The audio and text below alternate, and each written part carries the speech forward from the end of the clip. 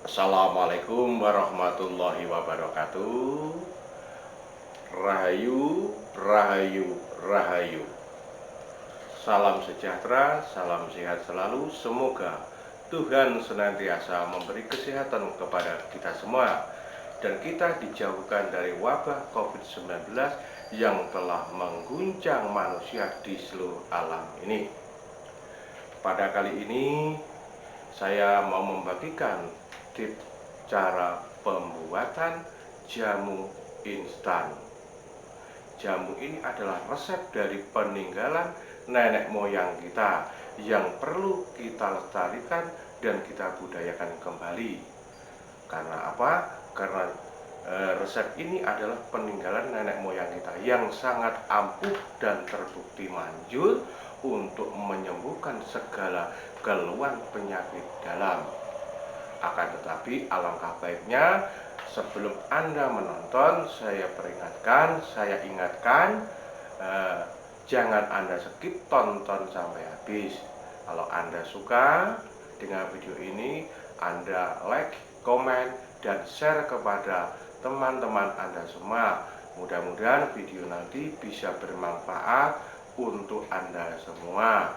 Dan tolong di subscribe dan aktifkan tombol lonceng biar nanti kalau ada video-video saya yang terbaru Anda akan mendapatkannya. Dan saya ucapkan terima kasih, selamat menonton. Nah, ini salah satunya mau mencari bahannya tapi ya. Ini namanya daun delima putih.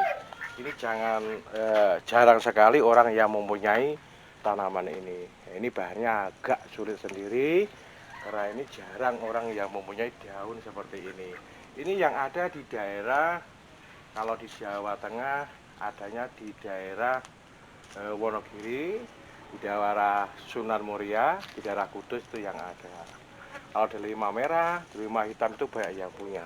Ini bisa dimanfaatkan dari tumbuh-tumbuhannya, yaitu dari mulai pohon, akar, buah, dan kulitnya. Akan tetapi pada kali ini yang saya gunakan adalah daun pupusnya. Nah, ini untuk jamu penyakit dalam, untuk pencernaan. Karena apa? Karena kalau pencernaannya kita normal, insya Allah segala penyakit tidak akan datang. Tapi kalau pencernaan yang terganggu, ya ini makanya organ lainnya akan ikut terganggu. Nah ini ya. Nah, kalau ini buahnya. Nah, kalau buahnya ini bisa untuk obat penyakit kanker, yaitu segala kanker ini bisa diobati dengan memakai kulitnya juga ini. Nah, bedanya apa delima putih sama delima merah? Kalau delima putih itu biasanya bunganya berwarna kuning, kalau sudah tua ini berwarna juga kuning, dan kalau dipecah ya dibelah ini warna buahnya adalah putih, maka dinamakan delima putih. Nih, kita ambil yang pupusnya. Apa nggak bisa yang tua? Bisa. Tapi kalau ada yang pupus, dia juga punya. Kita ambil sekitar 1/4 kilo. Nah, ini pupusnya ini. Nah, ini nggak berdiri sendiri. Ini bisa dikombinasikan dengan bahan lain. Dikombinasikan dengan bahan lain. Itu misalnya nanti ada daun meniran. Nah, daun meniran apa kegunaannya? Yes, untuk peluruh racun. Jadi racun yang dalam tubuh kita bisa kita keluarkan dengan daun meniran. Gitu.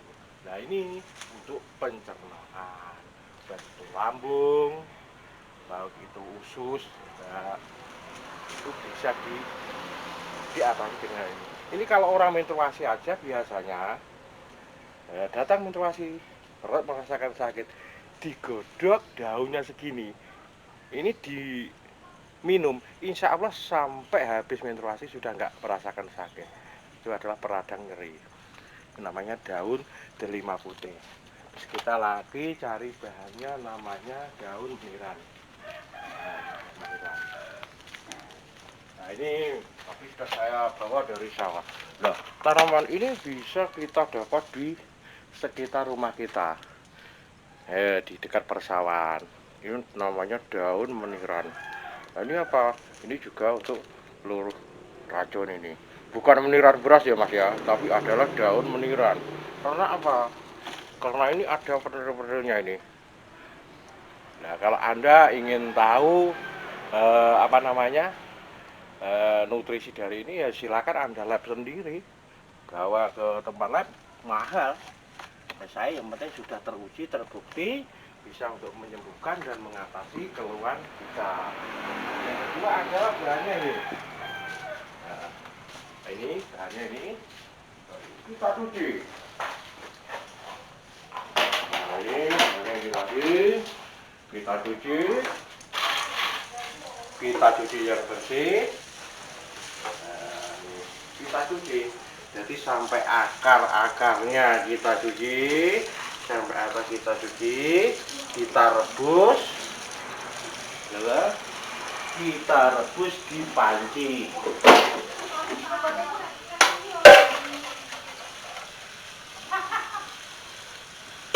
Rebus di panci.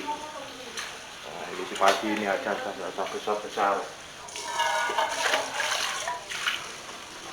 Kita rebus, kita cuci dulu bersih, karena kalau di sawah itu biasanya juga ada apa, inseksida, kena inseksida. Nah, kita bersihkan. Nah, di sini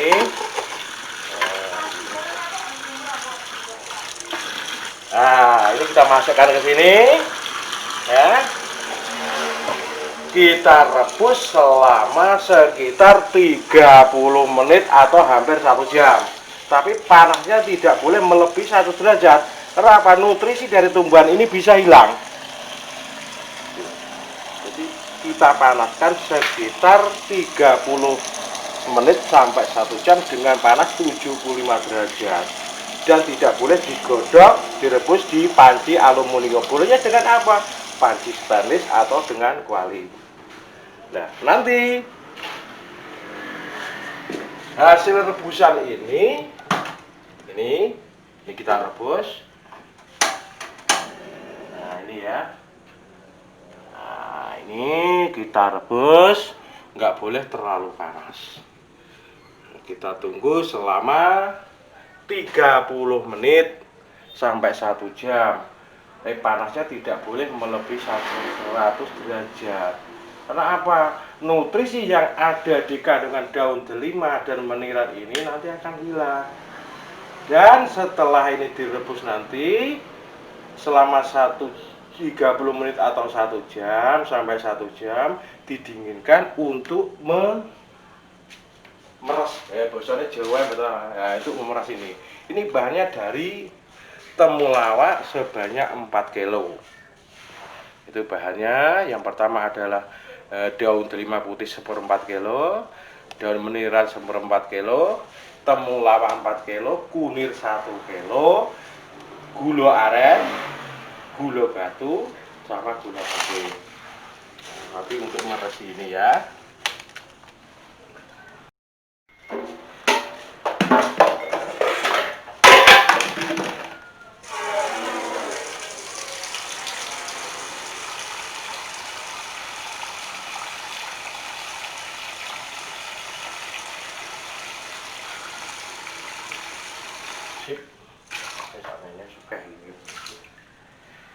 Nah, ini kalau kita nggak punya parut ya berarti ini bisa kita giling. Tapi kalau kita punya parut, kita peras.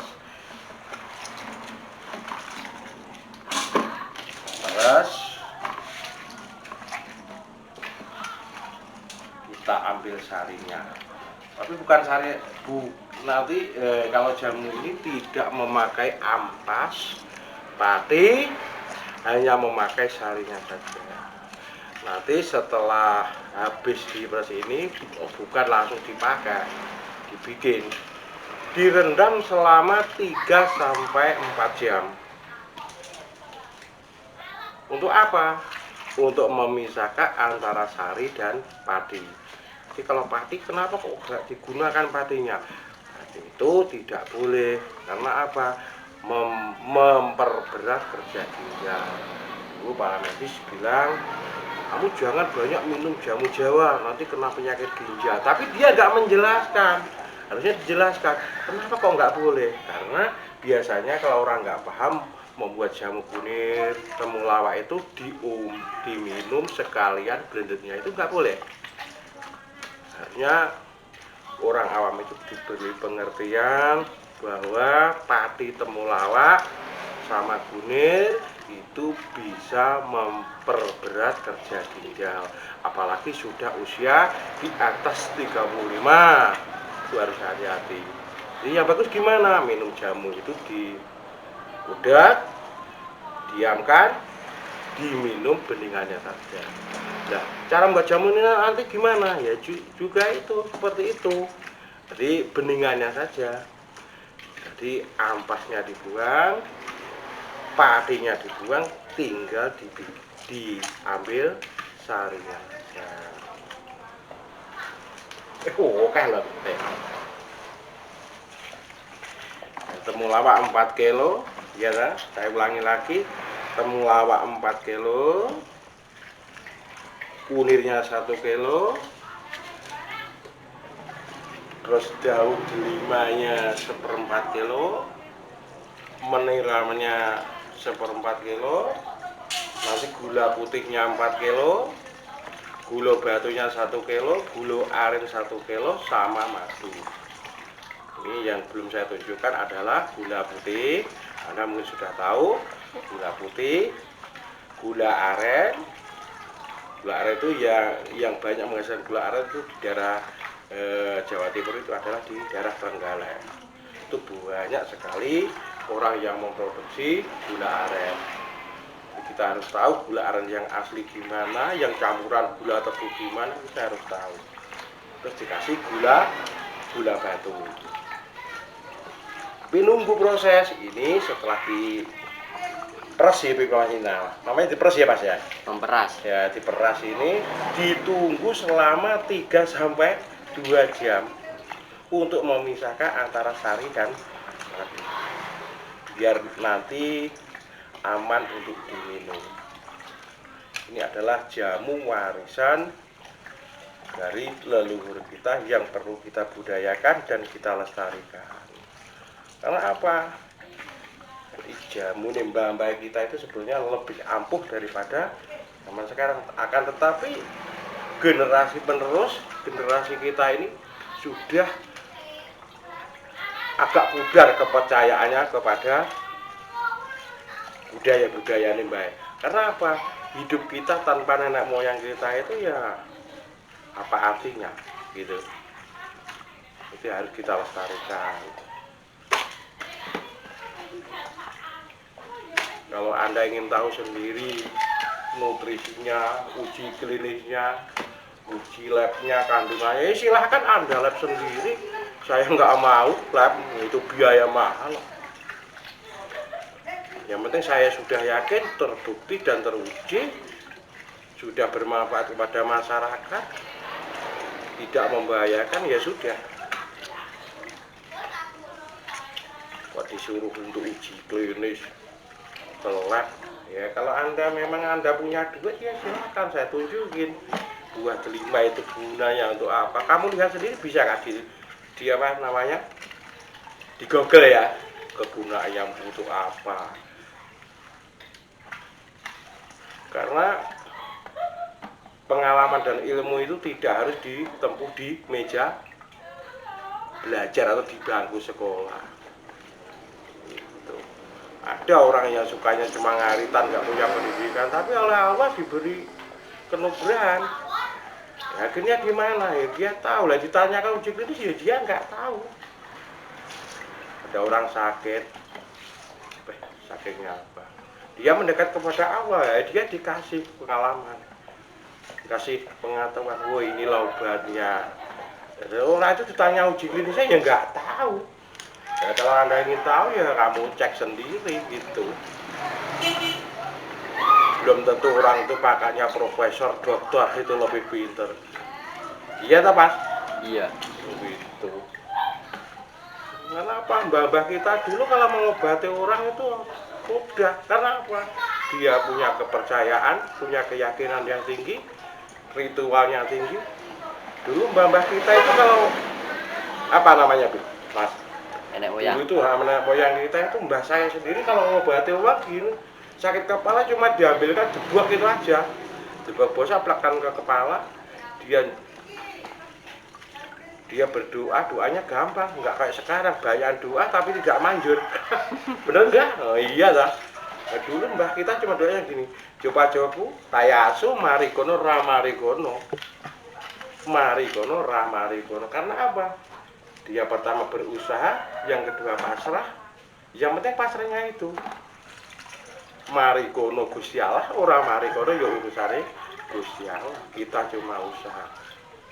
Orang sekarang enggak, jadi nggak punya tirakat, nggak mau tirakat, maunya manjur mengandalkan cuma apa pengalaman.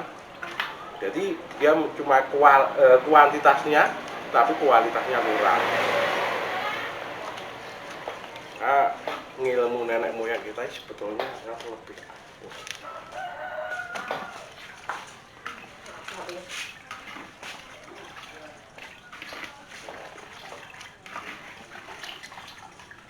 Peres gini sampai nanti bersih.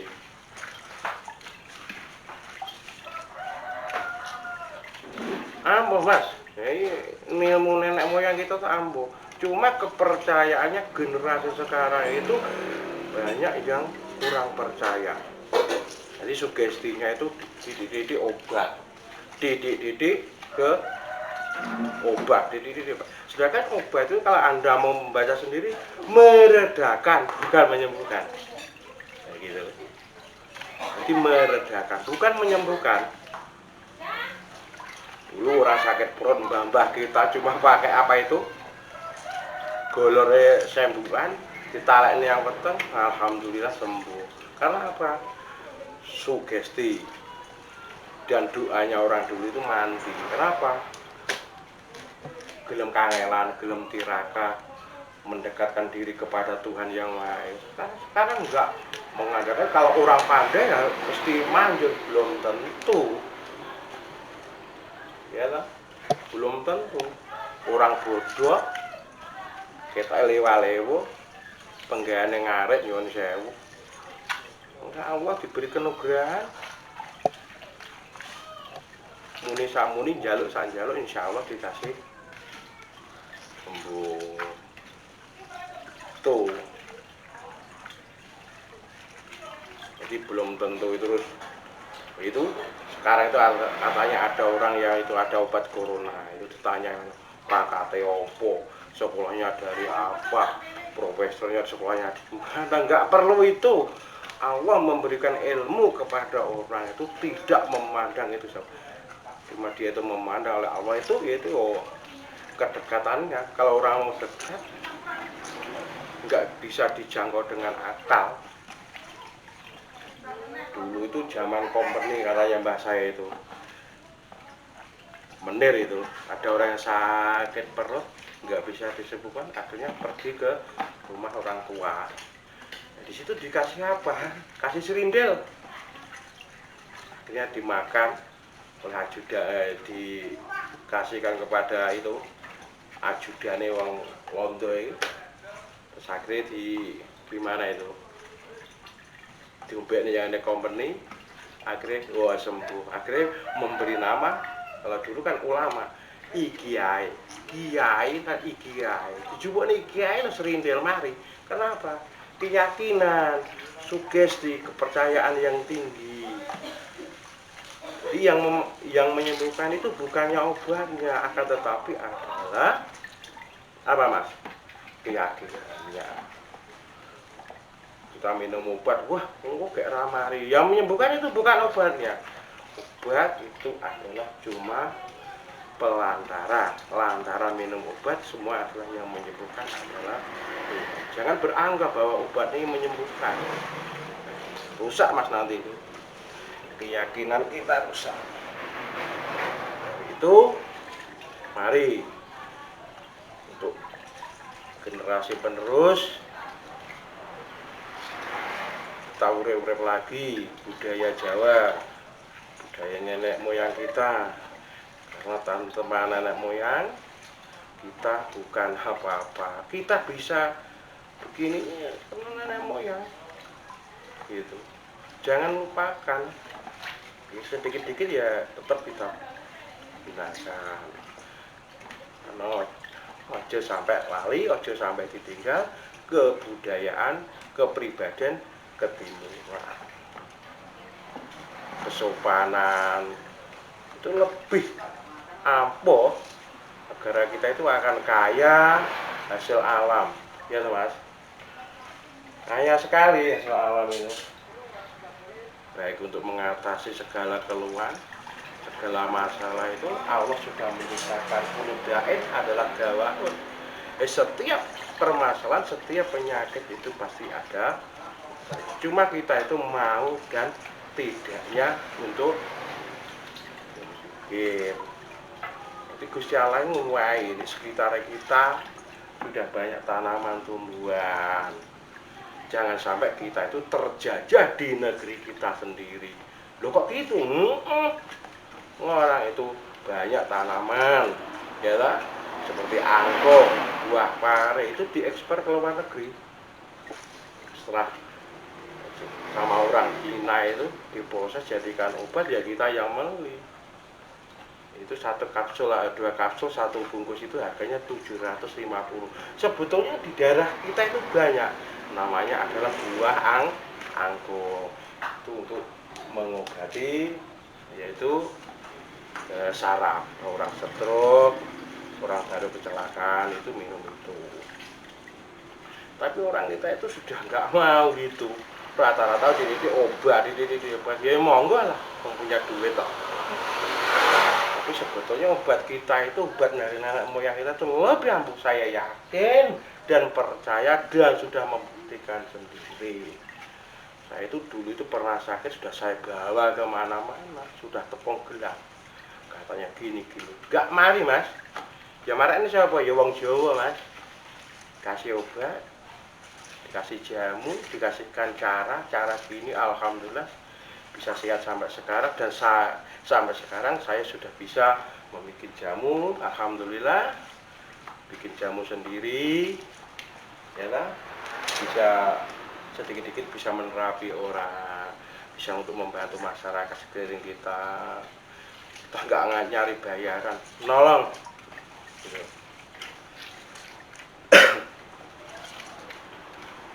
Nah, saya ajak pada generasi penerus, monggo kita uri-uri budaya Jawa, budaya kita. Boleh kita percaya dengan teknologi modern, boleh, tapi jangan sampai kita itu meninggalkan kasihan ilmu nenek moyang kita.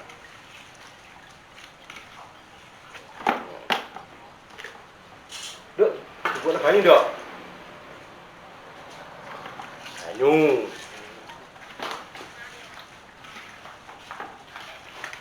Saiki ae.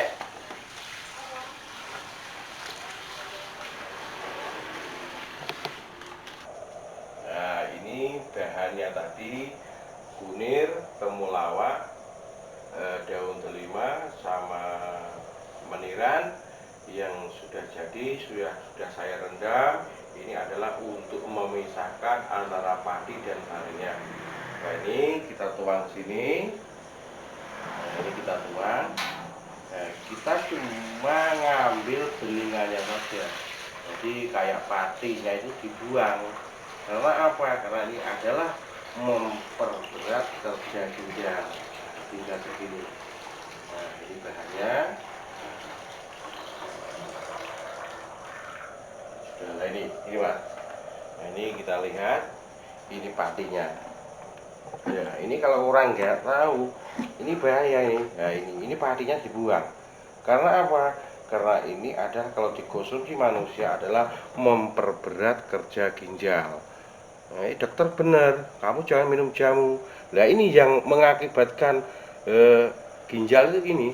Jadi nempel di ginjal, di dinding-dinding ginjal, akhirnya biasanya keluarnya adalah bisa sakit seperti kencing batu dan lain-lainnya.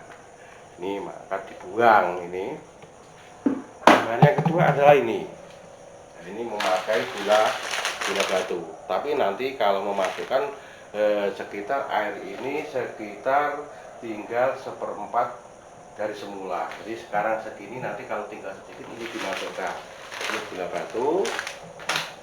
Yang ini adalah gula aren. Nah, gula aren ini yang asli ini enggak bercampurkan dengan gula pasir. Ini dari Trenggalek asalnya. Nah, dan ini adalah madu murni. Madu murni ini sudah berkhasiat. Kalau benar ini murni, ini berkhasiat, bisa menyembuhkan 1000 penyakit. Karena apa? Karena madu murni ini adalah yang dihasilkan oleh lebah mengambil dari beberapa macam sari bunga-bunga. Nah, tumbuh-tumbuhan atau bunga-bungaan yang ada di hutan itu adalah menghasilkan obat-obatan. Dari bunga apa. Nah, tumbuhan itu kan menghasilkan ada nutrisi sendiri, bisa menyembuhkan beberapa penyakit. Dari madunya sendiri sudah menyembuhkan banyak, mengatasi dari segala penyakit. Ini madunya. Itu kita nyalakan kompornya.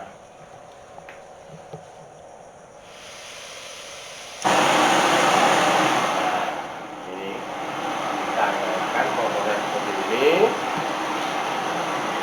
Ini biasanya ya kalau kita namanya membuat jamu, ya minta kepada Tuhan semoga barang yang kita bikin ini nanti bisa jadi jamu, bisa bermanfaat, bisa menyembuhkan segala gangguan. Jadi kita itu tidak meminta kepada Demet, tapi kita itu meminta kepada Allah agar jamu ini nanti bisa ada khasiatnya. Jadi secara syariatnya, secara logika atau secara akalnya ya kita jamu, tapi secara batinnya, secara ritual harus kita meminta kepada Tuhan. Ini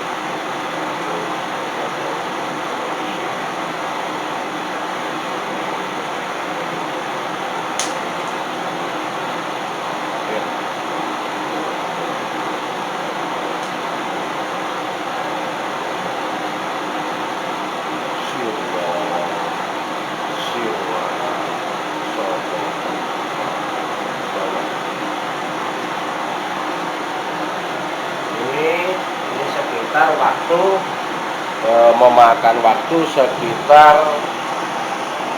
2 jam. Karena apa? Tinggal kita banyak dan sedikitnya membuat. Kalau ini adalah ukuran 4 kilo temulawak, 1 kilo gula, 5 kilo gula pasir, 1/4 gula aren, setengah botol madu, 1/4 gula aren. Maka ini sekitar 2 jam. Kalau membuatnya cuma 1 kilo ya setengah jam sudah selesai. Nanti untuk menjeburkan, memasukkan bahan-bahannya seperti itu nanti setelah barang ini sudah dibongkar. Kenapa kok ada madunya? Nah, madu itu kan menghasilkan beberapa nutrisi yang membantu metabolisme tubuh kita. Gitu. Madu itu saja sudah khasiatnya banyak. Tapi itu ya dari zaman Nabi ini di kitab Nabi itu tidak bahwa madu itu bisa menjelaskan, bisa mengobati 1000 penyakit. Karena apa? Karena madu itu diambil dari sari tumbuhan yang ada di alam sekitar kita. Ya kan, dari madu, dari kelewet, itu dari apa saja itu menghasilkan beberapa obat. Nah, saya tetap menggunakan madu. jamu ini nanti gunanya untuk apa? Jamu ini adalah gunanya adalah untuk penyakit dalam. Ini adalah pencernaan. Jadi bisa untuk pencernaan. Karena apa? Kalau pencernaan kita normal, sistem peredaran darah normal, kita metabolisme yang normal, kita tidak mudah terserang penyakit.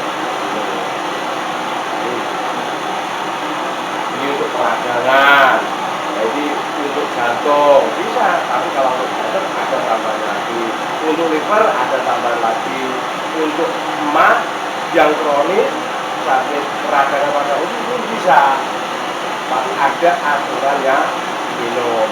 Kalau yang satu diminum sebelum tidur, itu 1 sendok makan dikasih air hangat diminum mau tidur, dan setelah bangun tidur sebelum makan apa-apa dan minum apa-apa diminum. Insya Allah dalam 1 minggu insya Allah sembuh. Dalam itu gimana? Ini ada tambahannya, yaitu dengan gojokannya kumre kuning. Nah untuk jantung gimana? Nah kalau untuk jantung gampang. Kalau ada pembengkakan dikasih dengan gojokan ketumbar.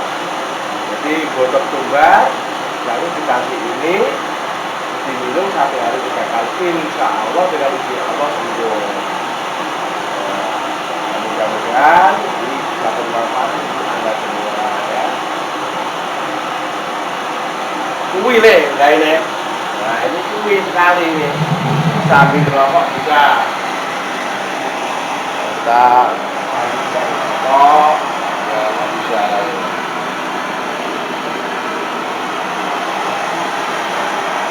Ini sudah satu.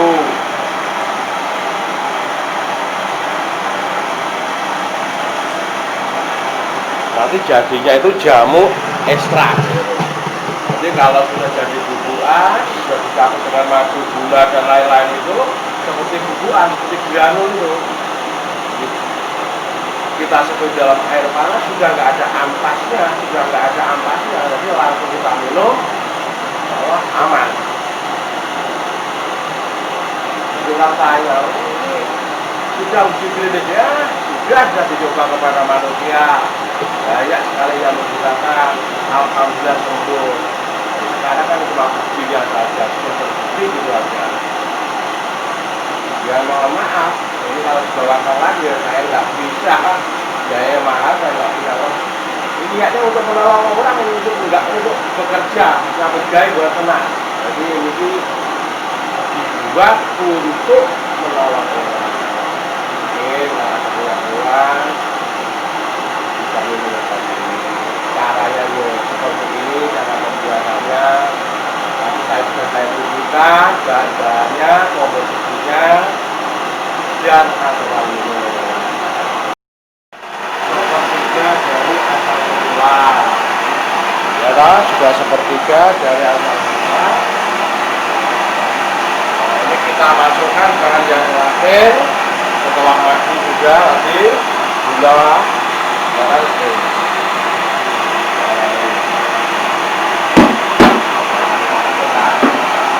Jadi jangan sampai lena yang terakhir ini.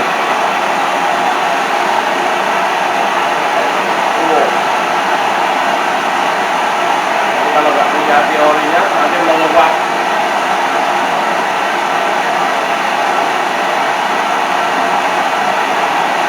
Kalau tadi ini 1 jam lagi kita selesai. Allah Pak ya.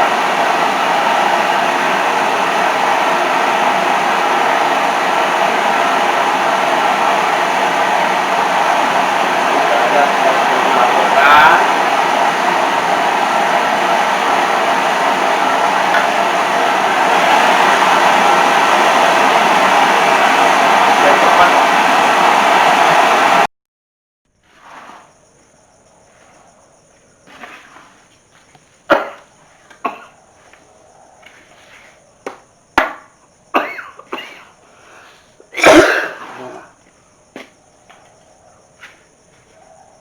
Gimana kakek kunir di perumahan abang.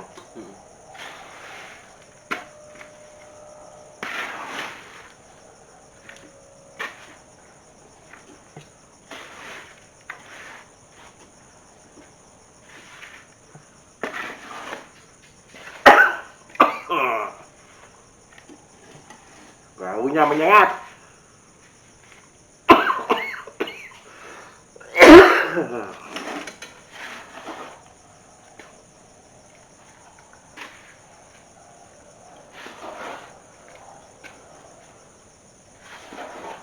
Nah,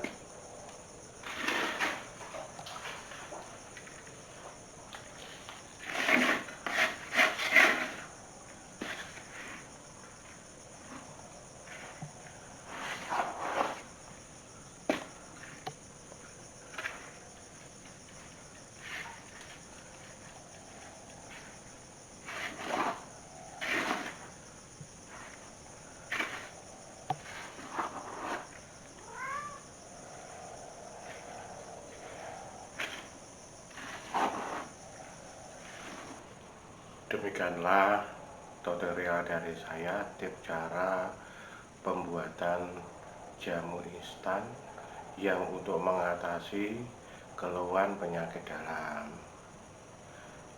Mulai dari awal, dari bahan-bahannya dan komposisinya, mulai dari daun delima putih, temulawak, kunir, daun meniran, gula aren, gula batu, dan gula putih, dan plus madu. Nah, jadinya seperti ini. Ini kalau diseduh dengan air, nah, ini jadinya kayak ini. Nah, kayak ini jadinya seperti ini. Nah, ini aman untuk diminum, sudah teruji, sudah terbukti bisa menyembuhkan segala keluhan penyakit dalam, khususnya untuk peradangan lambung, untuk mah, untuk liver, untuk jantung, dan lain-lain. Dan Anda semua bisa mencoba di rumah sendiri. Mudah-mudahan bisa bermanfaat untuk Anda semua. Dan jangan lupa Anda like, komen. Kalau ada kekurangan tolong Anda beri komentar. Saya menerima, saya komentar. Jadi di kolom komentar Anda komentar, dan tolong subscribe dan aktifkan tombol lonceng biar nanti kalau ada video-video saya yang terbaru Anda akan mendapatkannya. Mari kita lestarikan budaya nenek moyang kita. Siapa nanti kalau bukan kita yang melestarikannya. Salah satunya adalah pengobatan turun-temurun dari nenek moyang kita. Dari saya, salam sehat selalu. Semoga Allah memberi kesehatan kepada kita dan menjauhkan dari bala dari COVID-19 yang telah menimpa tanah air kita, dan kita tetap diberikan kesehatan. Dari saya, salam budaya, rahayu, rahayu, rahayu. Assalamualaikum warahmatullahi wabarakatuh.